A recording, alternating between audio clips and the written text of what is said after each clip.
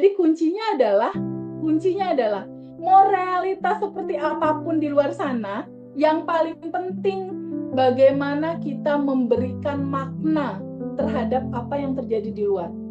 Kan terus anak-anak belum pada mapan pekerjaan, situasi didatengin debt collector yang nggak berhenti-berhenti sampai pada akhirnya kepikir untuk bunuh diri kan. Itu kan posisi minus, Mas. Yang dilakukan apa sama Ibu Ita? Yang tadi itu, sadar nafas syukur, lalu menerima dan melepas, quantum jam. Ketika itu dilakukan, lalu semesta akan berkonspirasi, Mas. Jujurnya kita udah nggak perlu orang lain, udah nggak perlu pelatihan Abundant Revolution, udah nggak perlu WhatsApp TVB ngobrol apa segala, udah nggak perlu tuh, Mas. Yang kita butuhin apa, Mas Hendra? Kita cuma butuh diam, hening, duduk, dan tenang, dan ngobrol ke dalam. Yang seperti ini, masa depan perekonomian nggak jelas gitu ya. Banyak teman-teman yang ngeluh usaha ini, usaha itu gagal gitu. Gimana Teh? Tips dari Teh Feby untuk menghadapi realitas kondisi seperti ini Teh? Ya, Mas Hendra, makasih. Mas Hendra, substansi inti dari realitas eksternal, ya, apapun kondisi eksternal di luar sana, itu tergantung dari gambaran di dalam, Mas Hendra. Jadi realita kehidupan kita tuh bagaikan pantulan di cermin gitu. Jadi walaupun realitasnya misalnya di globalnya itu lagi susah, lagi seret, lagi segala macem, tapi kalau daleman diri kitanya itu terus bersyukur, berterima kasih, bahagia, bersyukur, berterima kasih, bahagia, sadar nafas syukur, sending love, sending love, sending love, itu realita kehidupannya nggak ngikutin cerita global tadi, Mas. Soalnya itu pernah terjadi, Mas, dalam kehidupan aku. Waktu corona, awal-awal corona, semua income orang-orang itu pada nukik, Mas, terjun semua. Pemasukan turun, semuanya turun.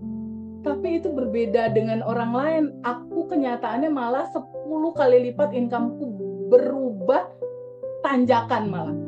Jadi di corona waktu itu, dari sepanjang tahun perjalanan aku, justru incomeku naik pada saat corona. Gitu. Karena aku nggak melihat itu sebagai sebuah bencana gitu, sebagai sebuah ketakutan, kebingungan. Aku nggak ngelihat kayak gitu di momen corona itu. Aku melihat bahwa keadaan apapun di luar sana itu bentuk cinta dari manifestasinya keberadaan Allah. Jadi ketika gambaran daleman kita isinya penuh syukur, pikiran kita isinya segala sesuatu merupakan cerminan dari cinta tanpa batas, outside-nya akan jadi berbeda dengan kebanyakan orang, gitu loh Mas Hendra. Jadi kuncinya adalah mau realitas seperti apapun di luar sana, yang paling penting bagaimana kita memberikan makna terhadap apa yang terjadi di luar, gitu. Ketika di Abundant Revolution itu diterangkan bahwa sejatinya kamu itu adalah percikan ruhnya yang sudah tanpa batas dan berkelimpahan, teman-teman fokus saja di titik yang tanpa batas dan berkelimpahan itu. Di titik itu kita bersyukur, berterima kasih, bersyukur, berterima kasih. Mau realitas kebanyakan dunia seperti apa, negara kita kayak apa, itu nggak akan ngaruh, Mas.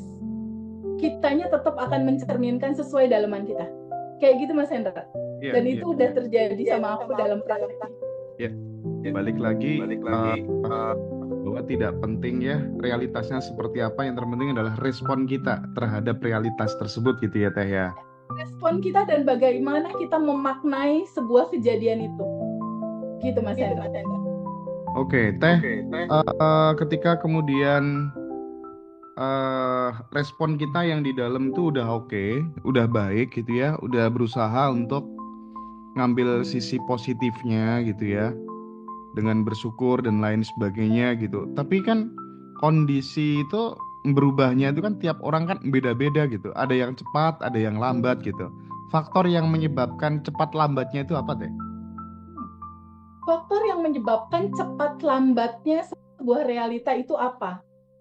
bagasi emosi dalam diri kita, Mas Hendra. Layer-layer endapan emosi. Semakin kita rajin, jadi satu hal yang paling penting sebenarnya untuk merubah nasib itu adalah sering-sering menerima semua sajian semesta, terima dia apa adanya, lalu izinkan sebuah peristiwa itu nggak kita pegangin, sedihnya kita pegangin, marahnya kita pegangin, izinkan untuk dirasakan penuh sama kita, dan izinkan kita lepas semua itu ke dalam pusaran samudra energi tanpa batas, cinta tanpa batas. Lepasin itu. Sesering mungkin kita melepas, sesering mungkin kita sadar bahwa kita bukan emosi itu. Kita adalah percikan ruhnya yang tanpa batas. Kita adalah ruang kesadaran. Semakin sering kita menyadari bahwa kita adalah tanpa batas, kita bukan emosi, kita bukan pikiran, dan kita juga bukan ego. Sesering itu yang kita lakukan, otomatis semua kendala dan masalah itu akan terselesaikan dengan sendirinya. Artinya apa? Kuncinya adalah di menyadari dan menerima sepenuhnya kenyataan kehidupan kita seperti apa, dan sadari bahwa kamu bukan kesulitan itu, kamu bukan emosi itu, kamu adalah ruang kesadaran. Nah, ketika menyadari itu dan yang kita rasakan dan kita refleksikan hanya terima kasih, bersyukur, bahagia, happy. Berikutnya ada satu lagi indikatornya nih, Mas, untuk mempercepat semua proses dan menuju kebaikan, kelimpahan, dan realisasi manifest, yaitu tabungan semesta kita juga harus cukup gitu. Jadi indikatornya itu sering-sering menerima dan melepas emosi. Yang kedua adalah steady, rasa berlimpah dan rasa bersyukur yang besar. Yang ketiga, tabungan semesta harus cukup. 3 ini kamu penuhi, saldonya bakal gendut pokoknya, Mas. Oke. Nah, apa tuh namanya, kalau misalnya kita ngomong nih ya soal rumus sukses orang itu kan memang terkadang kan beda orang kan beda gitu ya. Ada teori yang mengatakan bahwa salah satu rumus sukses adalah value dikali leverage gitu ya. Seberapa kamu jadi orang bisa dipercaya gitu ya. Seberapa kamu punya jaringan yang banyak, seberapa kamu bermanfaat bagi orang lain. Nah, itu kan tidak serta-merta bisa didapatkan hanya dengan mengeluarkan nafas syukur, terus kemudian sending love gitu. Nah, gimana transformasi seseorang yang memang tadinya dia nggak bisa dipercaya sama orang lain, temennya juga dikit gitu ya. Jangankan di ini apa punya apa dipercaya banyak orang, punya temen aja nggak banyak gitu. Nah, ini kan juga pengaruh TVB. Nah, bagaimana tuh transformasinya tuh? Yaitu semua harus dimulai dari perubahan isi data di dalam diri dia, mindsetnya, Mas. Karena rumusannya tuh sangat, Mas Hendra, untuk perubahan apapun. Mau kamu berangkat dari minus, mau kamu temennya cuma satu, mau kamu nggak dipercaya, mau apapun nih ceritanya, kondisi sejelek-jeleknya kondisi lah. Si kondisi sejelek-jeleknya kondisi artinya sama dengan dalemannya juga jelek berarti. Benar nggak, Mas? Yeah, karena rumusannya itu cuma ini ada cermin, Mas Hendra, ini ada cermin, ini ada kita, ya, ini ada kita, ini ada cermin, ini ada kita nih, ini kita yang warna kuning nih, ini cermin. Di realita kehidupan itu adalah pantulan dari cermin ini, pantulan ya. Lalu di dalam tubuh kita ini ada kemarahan, kebencian, terus merasa diri nggak pantas. Anggaplah titik-titik hitam di sini nih, di tubuh kita ini berisi bagasi emosi. Kira-kira si titik-titik hitam kalau kita ngaca keluarin pantulannya orang dengan titik-titik hitam juga nggak sih? Sama kan? Bener nggak? Realitasnya ini. Even temennya cuma satu. Nah, mulainya dari mana? Mulainya dari sadar nafas syukur. Pertama, berterima kasih aja dulu lo hidup. Ibaratnya gitu, makasih dulu aja deh dikasih napas, makasih dulu aja deh start pertama dari gue masih dikasih kesempatan hidup, itu dulu pertama. Itu satu-satunya cara yang paling simpel, nggak pakai duit, nggak pakai modal, cuma stop dulu sebentar dalam hening, sadari nafas. berterima kasih dulu. Karena di Quran dibilang, ketika kamu berterima kasih, maka akan aku tambahkan. Rumusannya kayak gitu, Mas. Berarti kan kalau kita berterima kasih sekali, ditambahin, makin gede kan lama-lama tuh. Bener nggak? Setelah berterima kasih, sadar nafas syukur dulu. Pahami di dalamnya sini masih banyak bagasi emosi. Kalau misalnya Mas Hendra ngaca, rambut Mas Hendra berantakan, Mas Hendra mau ngelapin kacanya atau Mas Hendra mau nyisir? Pasti Mas Hendra mau nyisir dong, harus nyisir dong, biar pantulannya juga jadi rapi. Nah, step kedua setelah bersyukur, yaitu lepasin emosi-emosinya dengan cara apa? Terima kenyataannya bahwa hidup lo kayak gitu. Terima aja dulu. Temen lo sedikit, lo dibenci, lo gak dipercaya, lo pernah punya dosa, lo pernah bermasalah, pernah melakukan sesuatu yang jelek. Terima aja dulu itu. Terima, sadari penuh, sampai si rasa penyesalan, ketakutan, kekhawatirannya itu masuk ke dalam hati. Karena core inti dari kesedihan, core inti dari ketakutan, core inti dari rasa bersalah yang sangat gitu ya, kesedihan, ketakutan, kebingungan, kekhawatiran, inti core-nya itu cinta, Mas, sebetulnya. Jadi ada pesan di balik sedih dan lain-lain. Ketika itu udah dirasakan penuh, data ini udah bersih, berikutnya quantum jamming, apa yang kamu mau? Aku mau dapat pekerjaan. Just make a video in your mind aja, buat video dalam pikiran, masa depan apa yang kamu mau. Itu sebenarnya sebulan ngerjain itu juga beres, Mas. Berdasarkan teman-teman gitu, kayak kisahnya Bu Ira kan posisi minus ya, rumah mau disita kan, terus anak-anak belum pada mapan pekerjaan, situasi didatengin debt kolektor yang nggak berhenti-berhenti, sampai pada akhirnya kepikir untuk bunuh diri kan. Itu kan posisi minus, Mas. Yang dilakukan apa sama Ibu Ita?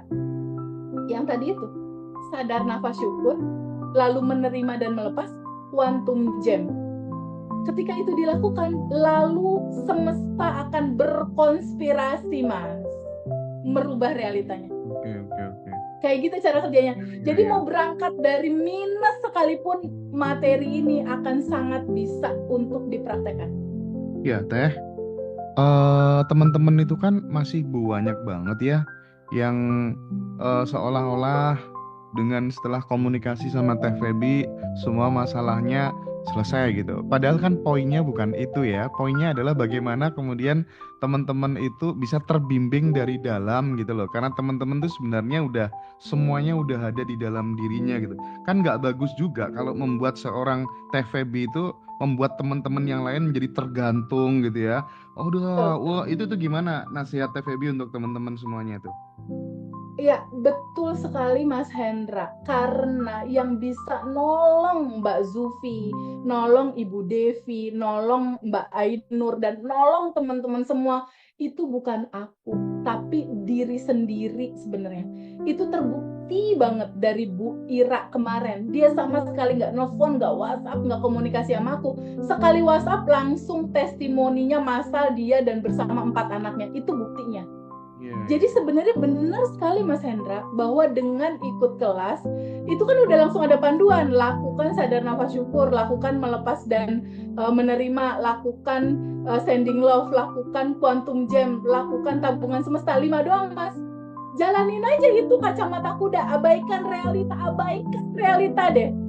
Sebulan deh. Kalau yang kisahnya Bu Ira itu 2 minggu dia langsung project masuk sebanyak 4 yang tadinya nggak kepikir. Lalu anak-anaknya kerja 4 orang itu lalu kerja itu semua dengan menyenangkan gitu. Coba aja kacamata kuda dulu, jalanin semua tools yang dikirimin sama tim di dalam daily routine. Hari pertama, kedua, ketiga, keempat, kelima, selama 30 hari. Lakukan itu. Tapi ada satu kunci yang unik, Mas Hendra. Kunci yang uniknya tuh gini.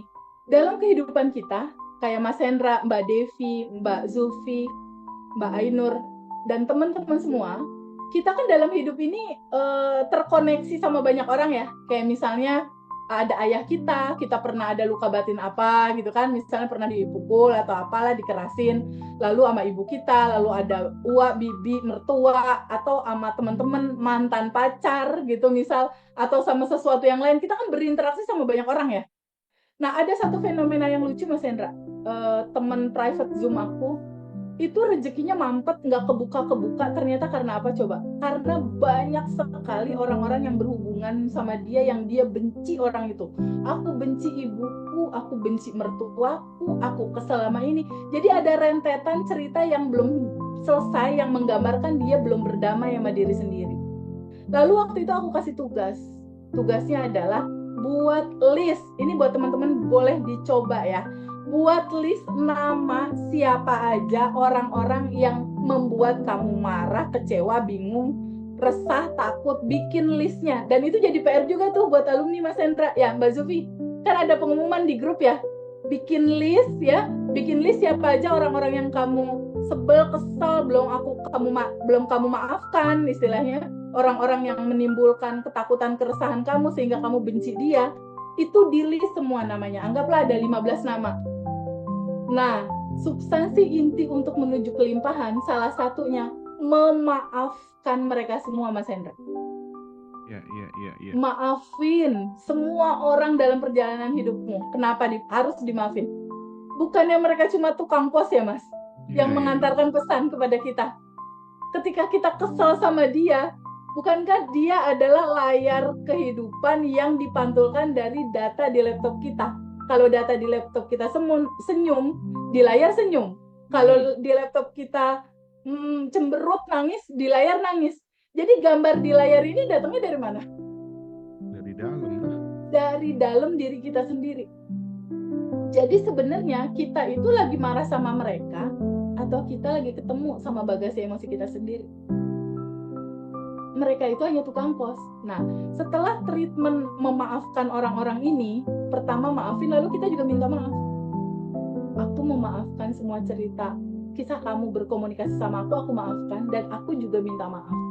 Dan setelah itu tutup dengan sending love. Bayangkan di hati kita ada cinta, lalu cinta ini dipancarkan untuk dia. Itu yang terjadi sama Luna, Mas Hendra. Iya. Itu yang terjadi sama Luna. Dikala segala sesuatu tampak gelap, nggak ada solusi, resah, sedih, nangis. Itu Luna nangisnya panjang banget itu kalau curhat sebelumnya. Tapi aku kasih tahu itu, kamu mundur satu langkah. Kamu bukan emosi itu, kamu bukan pikiran yang resah itu. Mundur satu langkah sebagai yang tanpa batas dan berkelimpahan. Sending love buat mereka, maafin mereka, dan kamu juga minta maaf. Dilakukan sama Luna. Kejadiannya apa coba? Keren loh dia. Kejadiannya semua dimaafin, mantannya dimaafin, ini itunya juga dimaafin, sending love, dia sending love. Kejadiannya adalah dia closing pekerjaan sampai 30 miliar. Sampai benar-benar tak terbatas itu rezeki gitu. Nah, untuk membuka kelimpahan salah satunya itu list orang-orang yang kamu kesel, maafin mereka, minta maaf, lalu sending love. Teh. Ini menarik banget ya. Tadi pagi itu kan aku buka Instagram gitu ya. Seorang profesor dari luar negeri gitu ya. Dia tuh memberikan teknik gitu. Kalau misalnya kamu pengen menarik uang lebih banyak dengan kekuatan afirmasi, salah satunya itu tulis 10 hal yang paling kamu syukurin gitu ya. Yang paling kamu syukuri, tapi jangan hanya nulis saja. Kamu harus benar-benar merasakan rasa syukur itu sampai ke dalam-dalamnya gitu, sedalam-dalamnya. Itu satu, Teh. Yang kedua nih, Teh, nanti silakan dikomentari sama Teh Feby ya. Yang kedua ini disuruh mendoakan dan ngirim cinta terhadap 3 orang yang paling meresahkan hidupmu gitu. Nah, gimana? 2 hal yang disampaikan profesor ini kan secara aplikatif Teh Feby senantiasa men-trigger gitu ya teman-teman untuk melakukannya. Gimana tuh, Teh? Ya, ini memang kuncinya, Mas. 2 hal ini memang kuncinya. Nomor 1 ini bercerita kalau ala Abundant Revolution itu adalah quantum gem. Nomor 1 ini quantum gem, Mas. Tulis apa yang kamu syukuri dan kamu rasakan syukur itu sedalam-dalamnya seakan-akan kamu menerimanya. Quantum gem ini kan sesuatu yang belum terjadi, tapi kita rasakan dia udah ada di tangan kita dan kita syukuri gitu.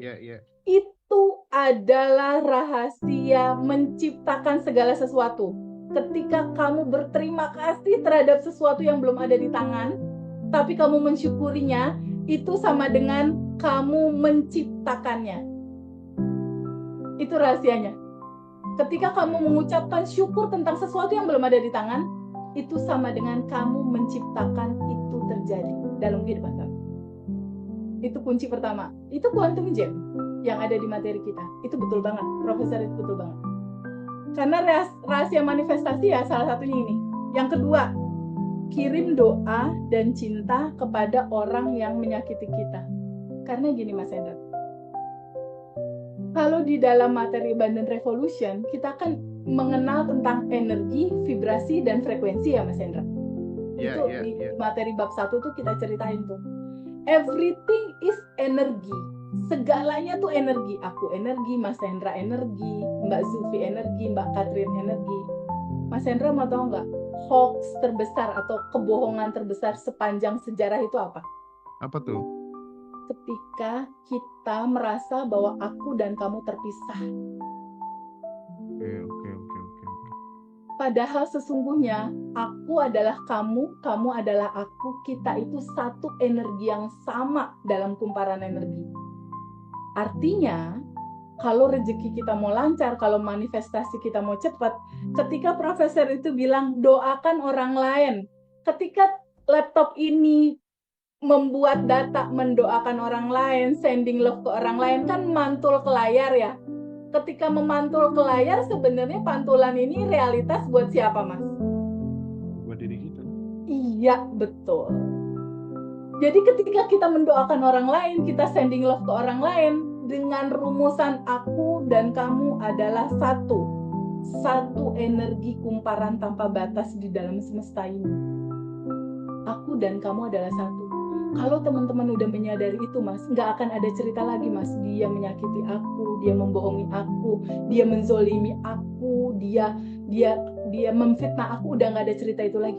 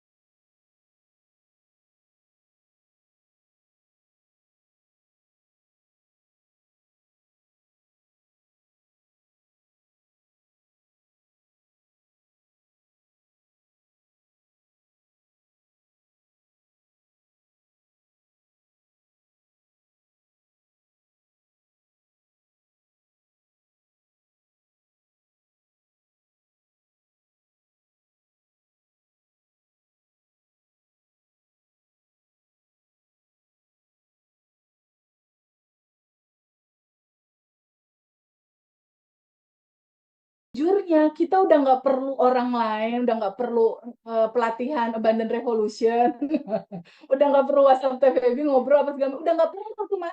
Yang kita butuhin apa Mas Hendra? Kita cuma butuh diam, hening, duduk, dan tenang, dan ngobrol ke dalam. Jadi rumusannya, ketika pikiran kamu diam, ya, kecerdasan semesta tanpa batas itu muncul Mas naik memberikan intuisi dan solusi. Tapi ketika pikiran kita rame, khawatir, takut, cemas, bingung, wah semua rame, itu kecerdasan semesta tanpa batas yang memberikan solusi segalanya, itu masuk ke dalam. Nggak kerasa, nggak kelihatan. Jadi, solusi atas segala hal, kalau kita ngadepin segala sesuatu, boleh nggak pause dulu sebentar? Kasih jeda, diem dulu. Pause, diem dulu sebentar. Gitu. Ngobrol ke dalam, cek ke dalam ketika ada realitas yang nggak enak, tunggu. Ini pesannya apa ya? Kenapa ya ada kejadian ini pesannya apa? Pesan semestanya apa? Semesta mau ngobrol apa sama aku? Pesannya apa gitu. Kalau aku biasanya gitu sih, Mas. Kalau Jadi hari-hari itu jadi kayak seni gitu loh.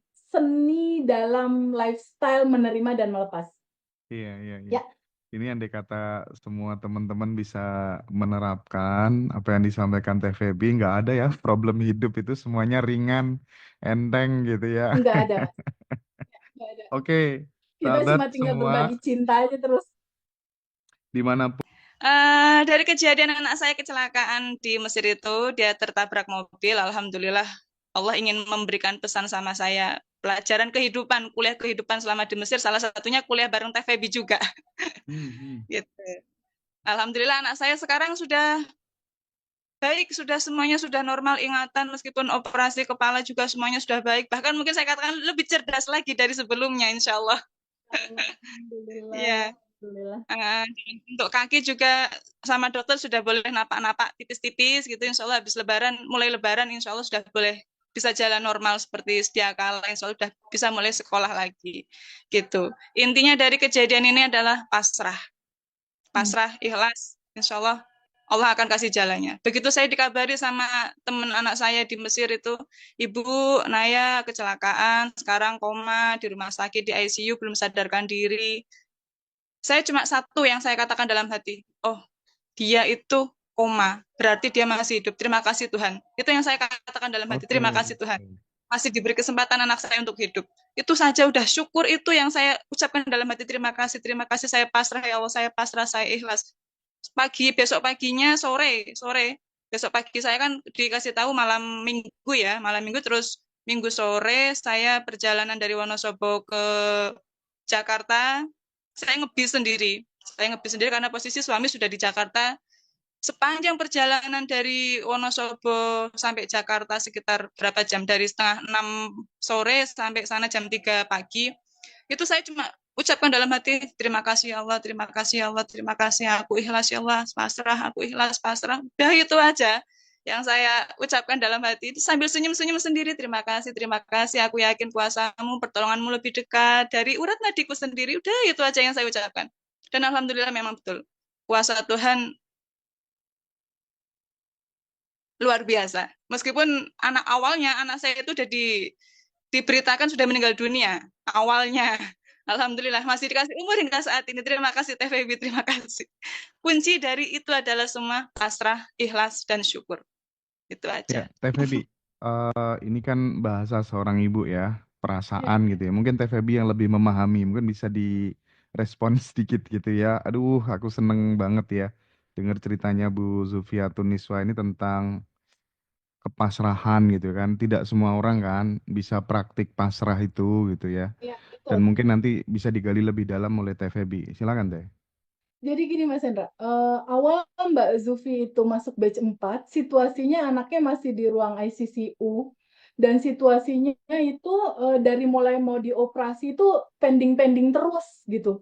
Jadi ini sesuai dokter ngejadwalin, ini nggak dijalanin. Jadi waktu itu kondisinya Bu Zufi ini stres, bingung anak harus gimana, sementara anaknya kakinya udah kondisi yang menyedihkan gitu istilahnya.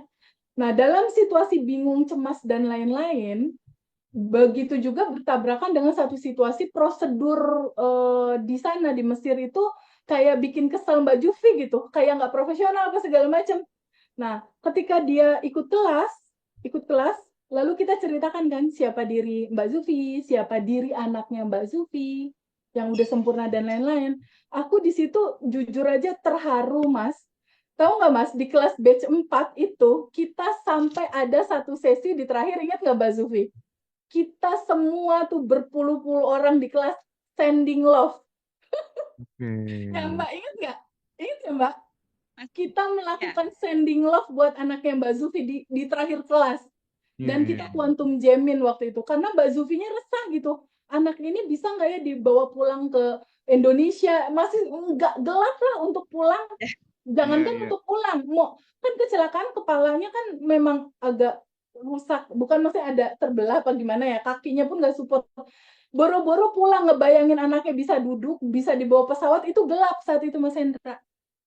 Nah, materi ini benar-benar membuat semangat buat Mbak Zufi karena ternyata Mbak Zufi bukan tubuh, bukan emosi, bukan pikiran. Mbak Zufi dan anaknya Mbak Zufi adalah percikan ruh dari energi tanpa batas yang berkelimpahan.